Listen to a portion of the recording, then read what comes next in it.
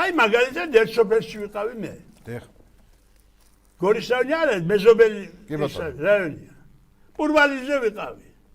და ერთი კარგი ბიჭი, რომელიც შესანიშნავად თამადობდა ვიღაცა, ჩვენ საკმარისად სოლიდური ადამიანები ვიყავით. და ამბობდა ძალიან კარგ სადღაც შობლები ატყეძა და ეს გაუმარჯოსო, მე თქვა იმას უმაღლეს თავარსარდალს. ქვეყნის. მე თვითონ რა კარგ ოჯახში ვარ მოხვედრილი მეთქი თქვა. ხო? უსმენ ეხლა და აი ამან ასე დიდი საქმე გააკეთა ის გარეგანი კარგია ძალიან რამე. ბოლოს მივიდა იქამდე რომ ისა უნდა თქვას მეშევიკების გენერლის სადღეძე. მაზნიაშვილის სადღეძე. ეს თავარსარდალი ყოფილა თურმე თელი მსოფლიოს ჯარების და რაღაცების მაზნიაშვილი.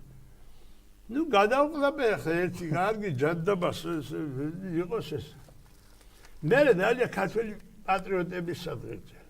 და არ დავასახელებ გვარს ახლა ერთი კაცი და თქვა იმის სადღეძე. მაშინ ვეღარ მოვიწვი და უთხარი. შენ ამ სოფლის არ უნდა იყო და შენ როგორც კარგი მოლაპარაკე, ჩვენ რომ მოვდიოდით ამ ოჯახში სტუმრად, ალბათ მოგიწვიეს როგორც თამადა. გიოსია. რომელი სოფლიდან ახარ თქვა. სასირეთიდან. არ შეიძლება შენ სოფელს სხვა სახელი ერქვას მეთქი რა. ბატონო.